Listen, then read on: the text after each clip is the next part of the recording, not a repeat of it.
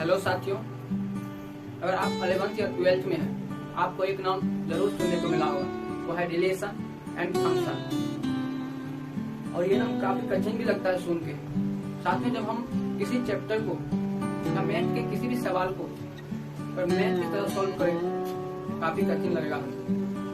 जब तक हम अपने किसी भी चैप्टर को अपनी आसपास की चीजों से रिलेट कर याद रखने की कोशिश नहीं करते हैं, तब तक वो चैप्टर हमारी समझ से बाहर होती है। आप अपनी भाषा में कर सकते हैं तो हमारे ऊपर से चले जाते हैं। चैप्टर खत्म हो जाती है, सवालें बना दी जाती है, लेकिन हमें कुछ नहीं आता। तो आज तक आपने जिस भी नजरिया से फंक्शन को देखा है, मैं आपको विश्वास दिलाता हूँ, फंक्शन को देखने का नजरिया आज से आपका बदलने वाला है। आप फंक्शन को किसी चैप्टर की तरह मत देखिए।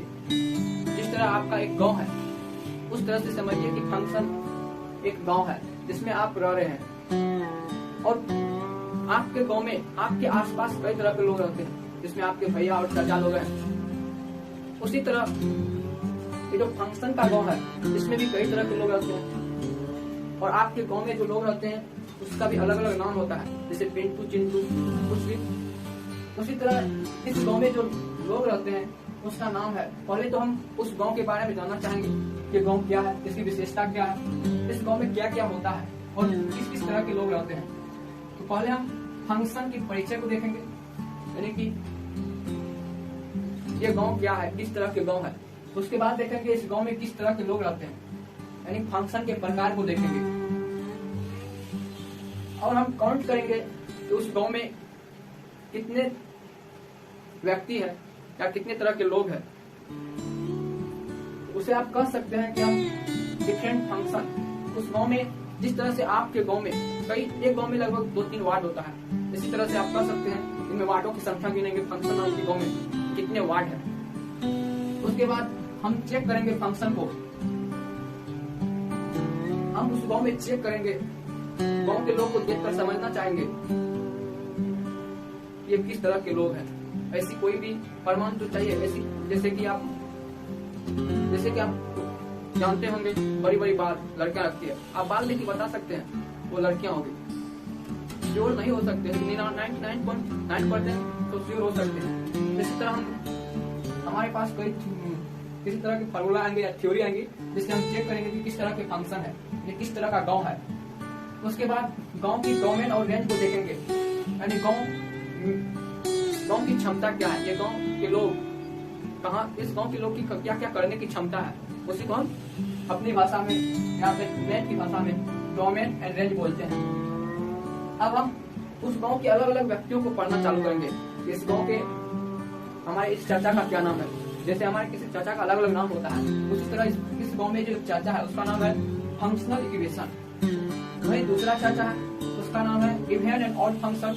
वही एक भैया है, उसका नाम है कंपोजिट फंक्शन। और भी हमारे आसपास के लोग हैं, इसका नाम है पीरियोडिक फंक्शन और है इनवर्स फंक्शन। और उन सभी अंत में पढ़ेंगे हम कुछ फंक्शन के ग्राफ के बारे में। फंक्शन को हिंदी में फलन कहते हैं। हो सकता है आपको, अगर आप गांव से है या इन शब्दों के हिंदी नहीं जानते हैं, आप अपने लिए इतना प्रयास तो कर ही सकते हैं, आप गूगल करके या किसी किताब से ढूंढ सकते हैं, इसकी आसानी से आपको मिल जाएगी क्या होता है हिंदी।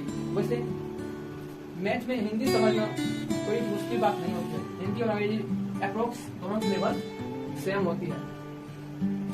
साथियों, इस फंक्शन नाम की गांव को हम समझने में हमें कितना वक्त लगेगा, अब वो देखते हैं। हम आज फंक्शन नाम के गांव के बारे में जानेंगे, उसमें कितने तरह के लोग रहते हैं वो जानेंगे। और हमारा जो अगला सेशन होगा उसमें हम number of different function and check करना सीखेंगे दूसरा। और हम हमारी जो तीसरी सेशन होगी उसमें हम domain, range and functional equation तक कवर कर लेंगे। और अपनी चौथी फंक्शन में हम अपने जितने भी चाचा भैया लोग हैं इनके बारे में जानेंगे यहाँ तक। और पांचवा में हम अपनी ग्राफ के बारे में जानेंगे। हमारा प्रत्येक सेशन 15 से 20 मिनट का होगा। आप इस सेशन को देखने के बाद डिसाइड कर सकते हैं कि आपको कैसा लगा। तो हम बढ़ते हैं फंक्शन नाम के गांव की ओर और देखते हैं इस गांव की खासियत क्या है, ये गांव किस तरह से बना है।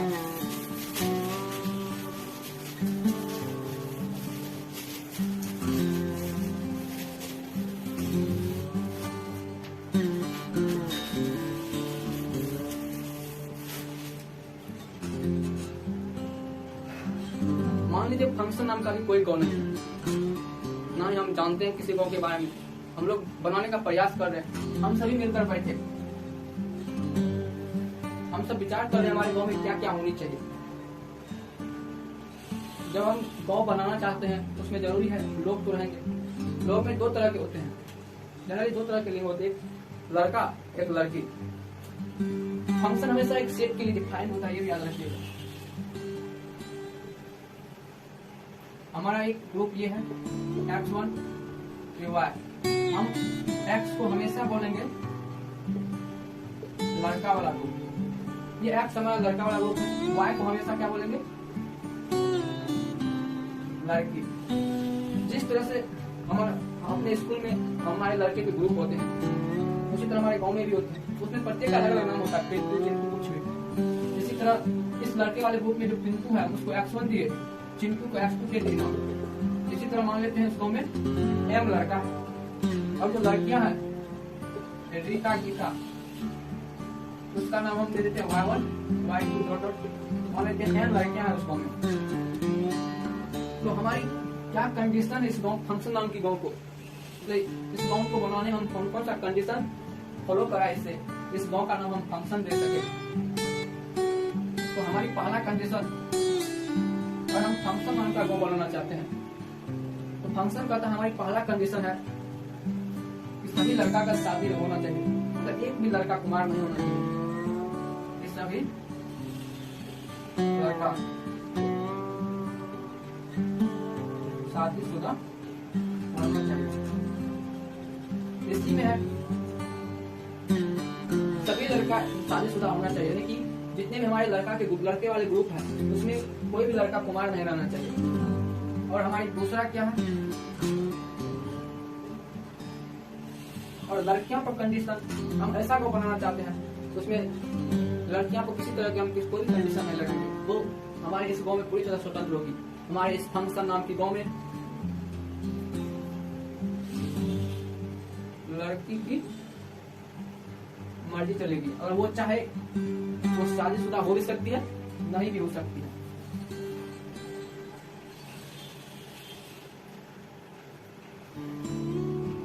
हमारा फंक्शन नाम का गाँव आता है X।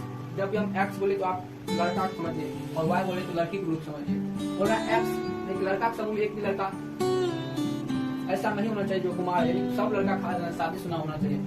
और दूसरा कंडीशन, इसी में दूसरा कंडीशन है एक ही लड़की के साथ प्रत्येक लड़का शादीशुदा होना चाहिए, लेकिन कंडीशन ये लगा है कि एक ही लड़की के साथ शादी कर सकता है, क्योंकि हम नहीं चाहते कि हमारे समाज में आगे चलकर फंक्शन नाम की समाज में आगे चलकर किसी तरह का वायलेंस पैदा हो। अगर लड़की चाहे तो शादी कर भी सकती है या नहीं भी कर सकती है, यानी कि हमारे कहने का मतलब किताबी भाषा में यह है कि डिफरेंट X के लिए डिफरेंट Y होना चाहिए। तो X हमारा Y के साथ X मिला, तो X को Y2 के साथ मिल गया, इसी तरह कोई मिलते गया। इस तरह का रिलेशन जो बनेगा उसे हम कहेंगे फंक्शन। हमारी इस पूरी कंडीशन को जो गाँव फुलफिल करेगा उसका नाम हम रखे फंक्शन। क्या फंक्शन। अब हम देखते हैं कि फंक्शन में ये लड़का लड़की वाला जो भी ग्रुप है उसे हम क्या क्या बोल सकते हैं।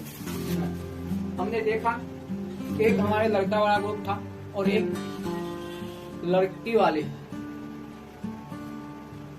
हमारा एक लड़का वाला ग्रुप है, एक लड़की वाली। लड़का वाला ग्रुप का नाम है X, लड़की वाले को Y। ये लड़का वाला ग्रुप, ये लड़की वाली। ये हमारा X1 है, X2 है डॉट डॉट, XM है, Y1 है, Y2 है डॉट डॉट, वाई एन है। हम समाज में देखते हैं कि जितने भी लड़का होते हैं अधिकतर वो कमाता है और लड़कियां घर का काम करती है। लड़का इंडिपेंडेंट होता है खुद पे, इसलिए हम लड़का वाले ग्रुप को बोलते हैं इंडिपेंडेंट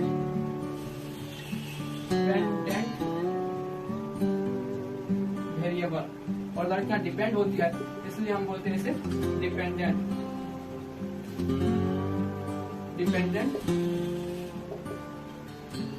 वेरिएबल। जब फंक्शन नाम का कौन है, जब लड़का की शादी हो जाती है तो लड़कियां की हर बात मानती है, अपनी पत्नी की हर बात मानती है। यानी कि जैसे लगता है कि पत्नी, जब वो आईना देखता है तो उसे उसकी पत्नी दिखाई देती है, उसका इमेज पत्नी है। तो लड़कियां शादी के बाद लड़का का इमेज बन जाता है, इसीलिए लड़कियां को बोलते हैं इमेज,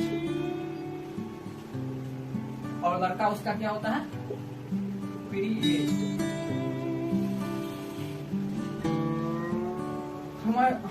हम जो लड़के वाले ग्रुप होते हैं ग्रुप का नाम अच्छा रखते हैं, जैसे हो गया महाकाल।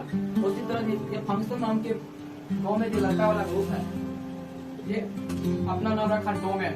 इस तरह से महाकाल होता है वही है डोमेन, यानी कि एक्स के एलिमेंट को डोमेन कहते हैं। वही लड़कियों वाला ग्रुप है, वो भी लड़का से कुछ सीखा, बोला समझ लड़कों से सीखो, ठीक है। ये अपना नाम रखा कोडोमेन, डोमेन।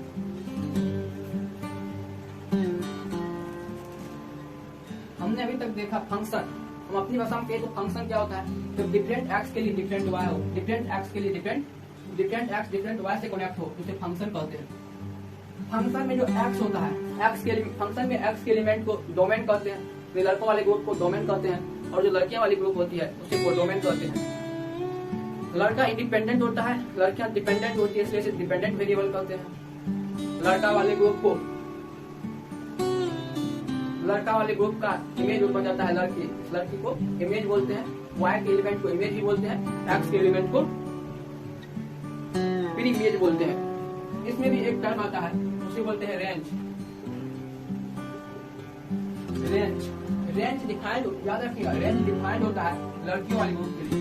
जब मान लीजिए x1 लड़का का शादी y1 से हुआ और x2 का y2 से हुआ, जिसे हम कहते हैं, इसमें लड़कियों वाले ग्रुप में रेंज डिफाइंड होता है। जिस लड़का की शादी हो गई हो उसे हम क्या कहते हैं, रेंज, यानी कि y का वो एलिमेंट जो x से कनेक्टेड हो उसे रेंज कहते हैं। यहाँ y1 और y2 क्या होंगे, रेंज। इन सभी को याद रखिएगा।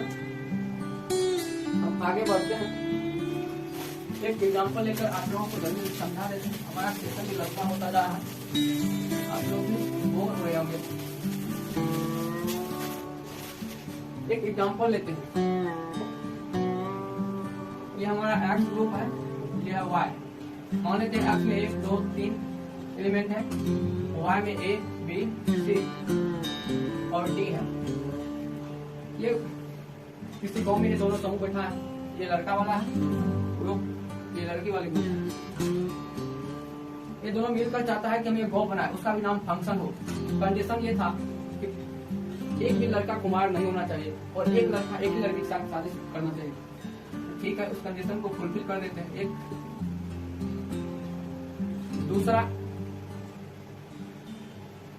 कंडीशन लड़कियों के लिए था, वो चाहे तो शादी कर भी सकती है या नहीं भी कर सकती है। तो अब आपको बताना है इसमें डोमेन क्या होगा, कोडोमेन क्या होगा और रेंज। हम डोमेन बोले थे लड़का वाले ग्रुप को, यानी कि एक्स के एलिमेंट को डोमेन बोले थे। जैसे हम मिडिल ब्रैकेट में लिखते हैं 1 2 3, ये हमारा डोमेन हो गया। एक्स वाला जितना भी है वो डोमेन, वाई वाला सभी को, उसका शादी हो या ना हो उससे हमें कोई लेना देना नहीं है। रेंज कहते हैं लड़कियों के लिए डिफाइंड होती है और जिसकी शादी हो गई हो उससे हम रेंज कहते हैं। इन तीनों की शादी हो गई है, इसे हम रेंज कहते हैं। मुझे विश्वास है आप लोगों को फंक्शन समझ में आ गया होगा।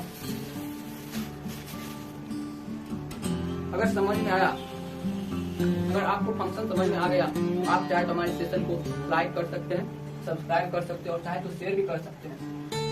एक फार्मूला हम सभी पढ़े हैं, sin square theta plus cos square theta equal to 1।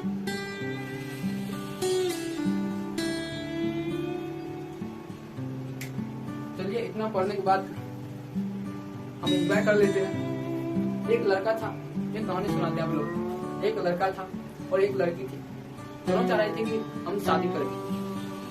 तो लड़का कहता है लड़की से, ध्यान से सुनिएगा, लड़का कहता है लड़की से, अगर तुम कौस होती और हम साइन होते, हम दोनों स्क्वायर होकर के एक हो जाते। गौर से देखिए, अगर तुम कौस होती और मैं साइन होता तो हम दोनों स्क्वायर होकर एक हो जाते। मुझे उम्मीद है आप लोग आज के सेशन को काफी एंजॉय किए होंगे। इसी के साथ इस सेशन को अंत करते हैं।